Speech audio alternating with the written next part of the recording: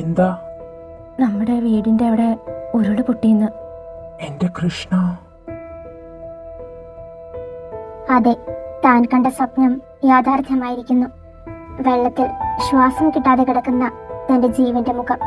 ആ സ്വപ്നം ഇപ്പോൾ യാഥാർത്ഥ്യമായി എന്ന കാര്യം അവൻ തിരിച്ചറിഞ്ഞു. മരത്തൊന്നും നോക്കിയില്ല, അവൻ അവിടെ നോടി. അവൻ എങ്ങോട്ടാ പോകുന്നേ? ഡാ വേദോ. അവനിപ്പോൾ ഒരു ലക്ഷ്യം മാത്രമേ ഉള്ളൂ, ഒരു മരണത്തിനും അവളെ വിട്ടുകൊടുക്കരുതെന്ന്.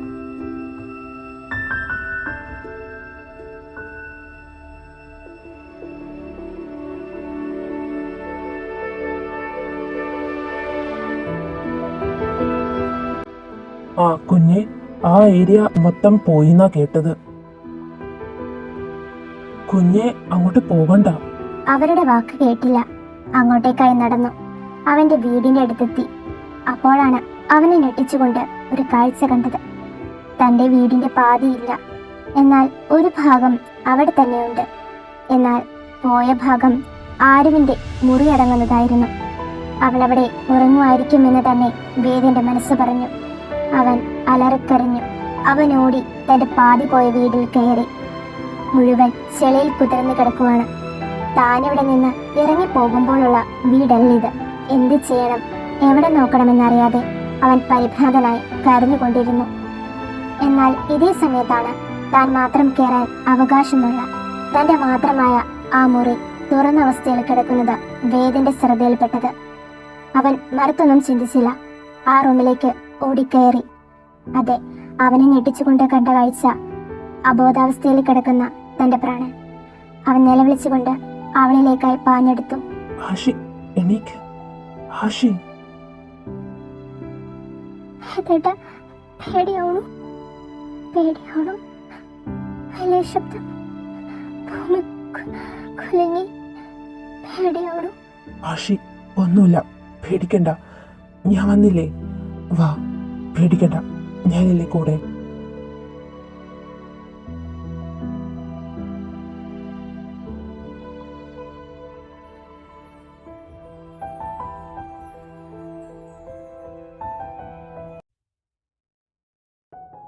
അത് വേണോ ജസ്സേ?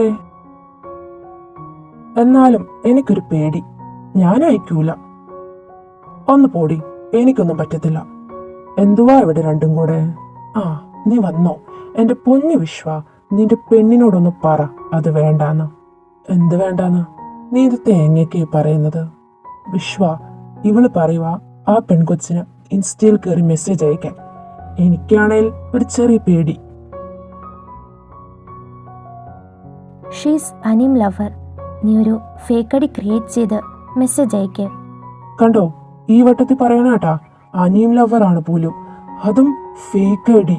അയ്യ.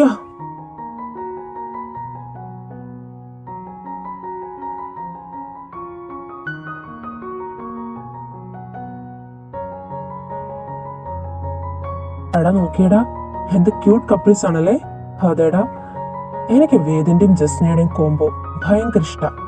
പിന്നെ ആ വാൽ വിശ്വ, അവൻ എന്തിനാ ലവ് ബേർഡ്സിന്റെ കൂടെ നിൽക്കുന്നത്? ആ, എന്തേലാവട്ടെ, വാ നമുക്ക് പോകാം.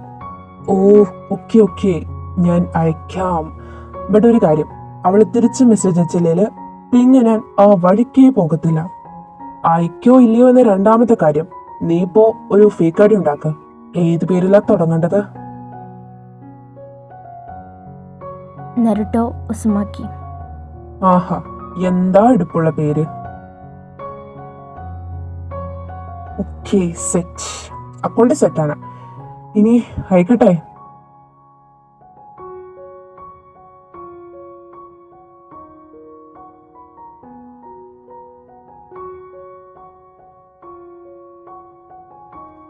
എന്തുവാടാ ഇത്? രാവിലെ അക്കൗണ്ട് ഉണ്ടാക്കി മെസ്സേജ് അയച്ചു, ഇപ്പൊ അതോ ഈവനിങ് നമ്മൾ ക്ലാസ് വിട്ട് പോകാറായി. ഇതുവരെ അവള് കണ്ടിട്ടുമില്ല, അയച്ചിട്ടുമില്ല. എന്റെ പൊന്നുവേദേ, അവള് ബിസി ആയിരിക്കും. നിനക്ക് എന്തി വെയിറ്റ് ആക്ക്.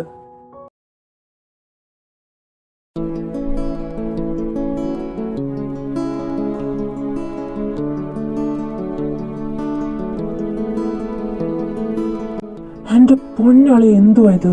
നിങ്ങളുടെ കോംബോ ആണ് ഇവിടെ എല്ലാവരുടെയും ചർച്ച. നിങ്ങൾ ഭയങ്കര ക്യൂട്ട് ക്രേസി കപ്പിൾസ് ആണ്. അപ്പൊ ഞാനൊരു പൊട്ടനാ? ആ ചിരിക്ക് രണ്ടും. പാവം ഞാൻ. സ്നേഹിക്കുന്ന പെണ്ണിനെയും അവളുടെ സോളിനെയും കുറിച്ച് പറയുന്ന കേൾക്കേണ്ട എന്റെ ഒരവസ്ഥ. പിന്നെ നീ ആയതുകൊണ്ടാണ് ഞാൻ മിണ്ടാതിരിക്കണത്. നീ എന്റെ പാത്രത്തിൽ കൈയിട്ട് വരി. ഒരു മനസ്സും മുടലും എന്ന് പറഞ്ഞു വളർന്നവരല്ലേ. എന്നെ പറയുന്നവരെ പറയട്ടെ, നമുക്കപ്പൊ കണ്ണു കിട്ടത്തില്ല. അയ്യ, അല്ലേ, ഇവിടെ ഇപ്പൊ അതൊന്നുമല്ല പ്രശ്നം.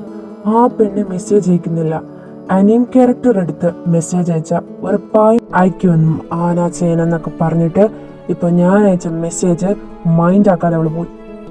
നീ ഇങ്ങനെ ആക്രാന്തം കാണിക്കല്ലേ, വെയിറ്റ് ചെയ്യ്. പിന്നീട് ദിവസങ്ങളും മാസങ്ങളും കടന്നുപോയി. വേദ് നരുട്ടോ എന്ന ഫേക്ക് അടിയിൽ നിന്നും ദിവസവും 3-4 നേരം മരുന്ന് കഴിക്കുന്ന പോലെ മെസ്സേജ് അയച്ചിട്ടും ആരുവിന്റെ ഭാഗത്തു നിന്നും യാതൊരു റെസ്പോൺസും ഉണ്ടായിട്ടില്ല. അല്ല, ഉണ്ടായിട്ടില്ല എന്നല്ല, അവൾ ആ കോഴി മെസ്സേജിനെ നൈസായിട്ട് അങ്ങ് ഇഗ്നോർ ചെയ്തു.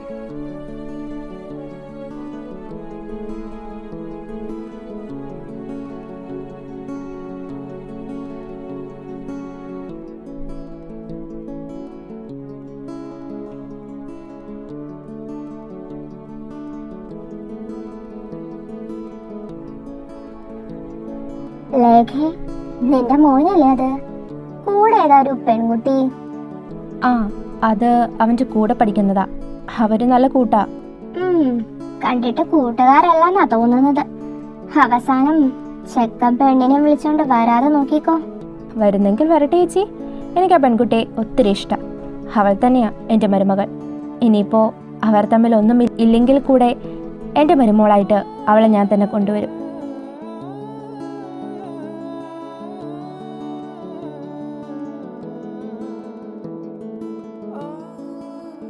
കൃഷ്ണ, ഇന്നത്തെ ഈ മാരേജ് ഫംഗ്ഷനിലെ പ്രധാന താരം കല്യാണച്ചക്കനല്ല, നിന്റെ 2ാമത്തെ മകനാണ്. അതെന്താ? അവന്റെ കൂടെ ഒരു പെണ്ണും വന്നിട്ടില്ലേ? അവനും അവളും തമ്മിൽ എന്തൊക്കെ ഉണ്ടെന്നാ ഇവിടെ എല്ലാരും പറയുന്നത്.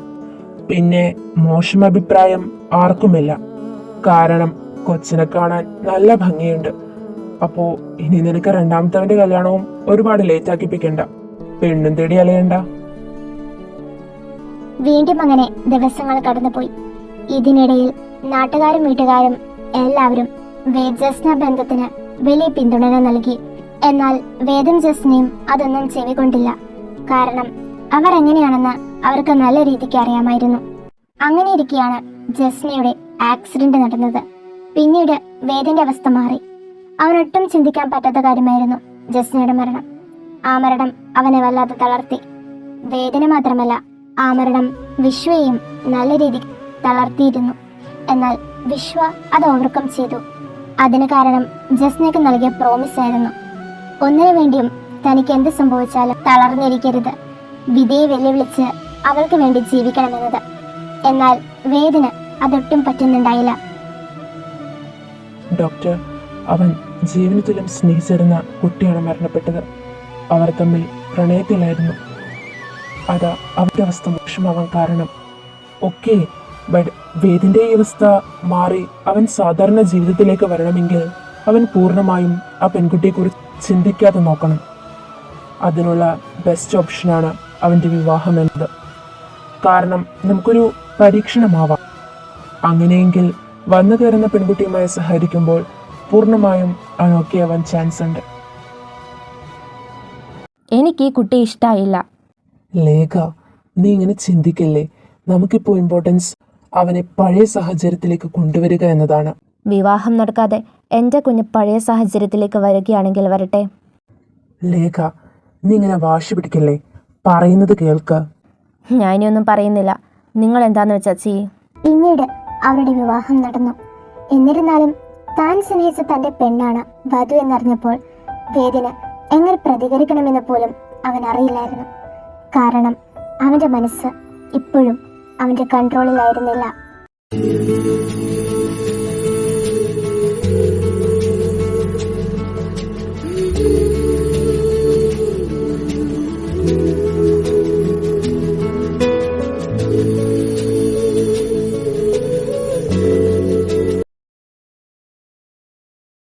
അമ്മ എനിക്കും ചായ. എന്തെങ്കിലും കഴിക്കണേ സ്വയം ഉണ്ടാക്കി കഴിച്ചോണം. ആരും ഇവിടെ ഉണ്ടാക്കി തരുമെന്ന് വിചാരിച്ച് നടക്കണ്ട.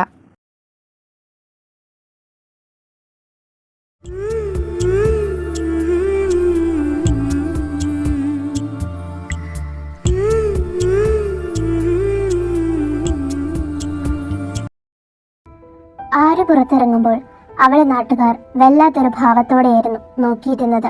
എന്തോ അവളെ ആർക്കും ഇഷ്ടമാവാത്തതുപോലെ. ഇത് ആരുവിനെ നല്ല രീതിയിൽ വേദനിപ്പിച്ചു. ചേച്ചി, എന്നോടൊന്ന് പറയൂ, എന്തിനാ അവരൊക്കെ എന്നോടിങ്ങനെ ബിഹേവ് ചെയ്യുന്നതെന്ന്? അത് അവന് നിന്നെ സ്നേഹിക്കാൻ കഴിയില്ല. ബിക്കോസ് അവൻ മറ്റൊരാളിൽ ഒബ്സസ്ഡ് ആണ്. ചേച്ചി, ഞാൻ എനിക്ക് എന്താടി പറഞ്ഞേ? നീയാണോ എൻ്റെ കുഞ്ഞിനെ? അമ്മ, ഞാൻ അറിയാതെ പറ്റിപ്പോയി. ബ്രേക്ക് കിട്ടിയില്ല. വേണ്ട, ഇനി ഈ നാവിൽ നിന്നും അമ്മ എന്ന് വന്നു പോകരുത്. ഇപ്പം ഇറങ്ങിക്കോണം. ലേഖ, നീ ഇതെന്താ പറയണേ? അങ്ങനെ ഇറക്കി വിടാൻ പറ്റില്ല. എനിക്കൊന്നും അറിയണ്ട. ഇപ്പൊ പൊക്കോണം. ഇറങ്ങ്. ലേഖ, ഈ താലിയുടെ പേരിൽ നീ എൻ്റെ കുട്ടിയായി അടുക്കാനോ താലിബന്ധം പറഞ്ഞ് പുറകെ നടക്കുകയോ ചെയ്യരുത്. പിന്നീട് അവളുടെ ജീവിതം തീർത്തും ഒറ്റപ്പെട്ടതായി മാറി. ആരും അവളെ ആശ്വസിപ്പിക്കാനോ അവളുടെ അടുത്ത് വന്ന് ഒന്നിരിക്കാനോ ആരും തയ്യാറായില്ല. ചുറ്റും എല്ലാവരുമുണ്ട്, എന്നാൽ ആരും തന്നിലില്ല.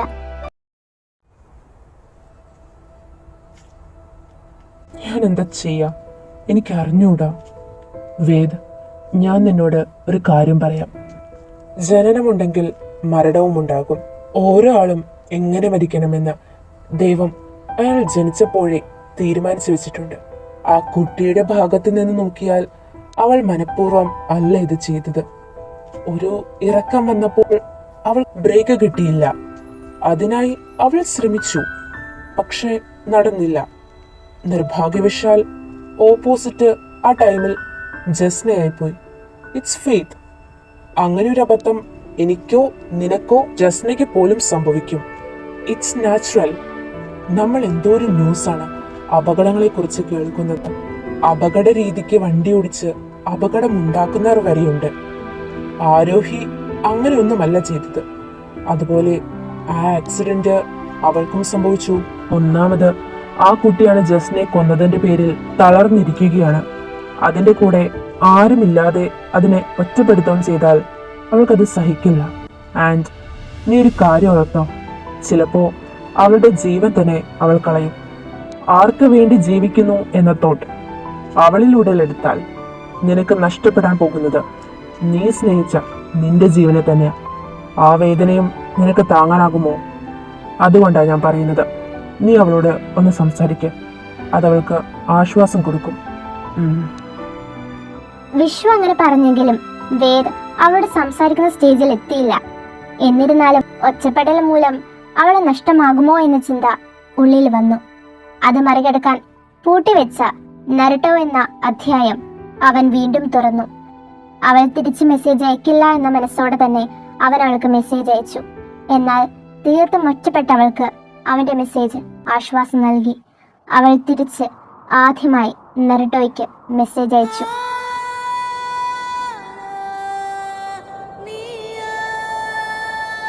പിന്നീട് നരുട്ടോയും ആഷിയുമായി മാറിയവർ പരസ്പരം ആരാണെന്നറിയാതെ അവർ സ്നേഹിച്ചു. നരുട്ടോയുടെ മെസ്സേജ് ഒറ്റപ്പെടലിൽ നിന്നും ആരുവിനെ കരകയറ്റി.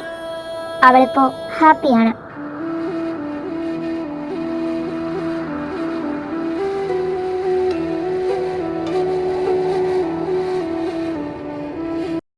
അവൾക്ക് ഒരു ഡൗട്ടുണ്ട്.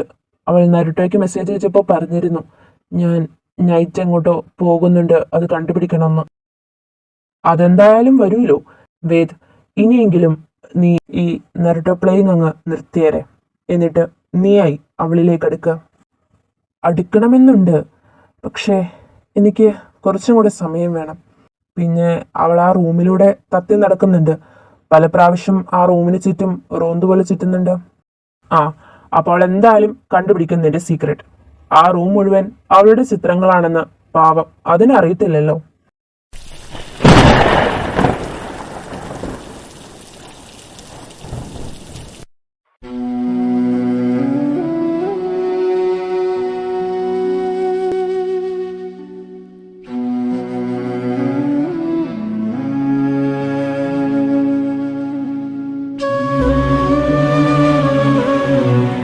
വേദ്, ആ കുട്ടി കോൺഷ്യസ് ആയിട്ടുണ്ട്, ചെന്ന് കണ്ടോളൂ.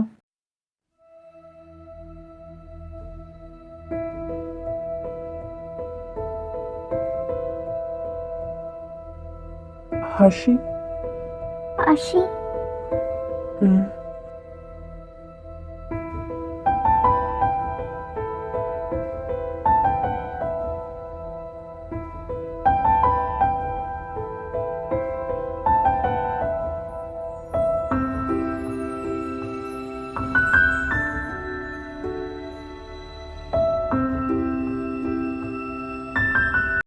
ഞാനായിട്ട് അതിനെ വേദനിപ്പിക്കില്ല. എൻ്റെ കണ്ണിൽ നിന്നും ഒരു തുള്ളി കണ്ണുനീർ വീഴ്ത്താതെ ഞാൻ നിന്നെ സംരക്ഷിക്കും. അങ്ങനെ ദിവസങ്ങൾക്ക് ശേഷം മാനം തെളിഞ്ഞു. പലയിടങ്ങളിൽ നിന്നും വെള്ളം താണു. എല്ലാവരും തിരിച്ച് ജീവിതത്തിലേക്ക് കരകയറി തുടങ്ങി. ആരുവിനെ വീട്ടിൽ എല്ലാവരും സ്വീകരിച്ചു. എന്നാലും അമ്മയ്ക്ക് എവിടെയോ അവളോടൊരു ഇതുണ്ട്. കാരണം അമ്മായിമ്മയാണ്. സിനിമാ കഥകൾ പോലെ മരുമകളോട് സ്നേഹമുള്ള അമ്മായിമ്മയാവാൻ യഥാർത്ഥത്തിൽ ചെറിയ ഈഗോ കാണുമല്ലോ. ഭേദേട്ടാ, എൻ്റെ ഒരു ഡൗട്ട്. എന്നെ എങ്ങനെയാ അറിയാവുന്നേ? എന്നെ എങ്ങനെയാണ് ഇഷ്ടായത്? അത് സത്യം പറയണോ കള്ളം പറയണോ? സത്യം. സത്യത്തിൽ ജസ്നയുടെ അനിയത്തി പറഞ്ഞ കഥയിലൂടെയാണ് ഞാൻ നിന്നെ അറിഞ്ഞത്. അവളും നിന്റെ സ്കൂളിലായിരുന്നു +1 +2 സമയത്ത്. ആ, അതേത് കുട്ടി? അത് ജസ്നയുടെ സിസ്റ്റർ ദിയ. അവൾ നിന്റെ ഒപ്പമാണ് പഠിച്ചത്. അങ്ങനെ അവൾ പറഞ്ഞ കഥയിലൂടെ എനിക്ക് നിന്നോട് ഒരു ക്രഷ് അടിച്ചു. അങ്ങനെ ഞാനും ദിയും കൂടെ നിന്നെ അന്വേഷിച്ചിറങ്ങി. അങ്ങനെ നിന്നെ കണ്ടുപിടിച്ച് പിന്നെ നിന്നെ അങ്ങ് ഭ്രാന്തമായി സ്നേഹിച്ചു. ദിയ? എനിക്ക് ആകെ ഒരു ദിയെ അറിയത്തുള്ളൂ. പക്ഷെ അവൾക്ക് ജസ്നേച്ചി അറിയത്തില്ല. അത് വെറുതെ. ഇപ്പൊ നിന്റെ കൂടെ പഠിക്കുന്ന ദി ഇല്ലേ, അവള് തന്നെയാ. Deo?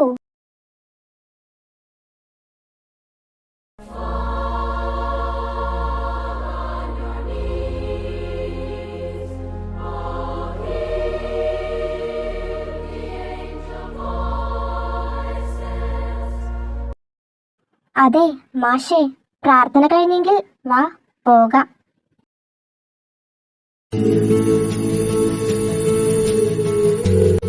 Life is a book and each of us is a chapter in it.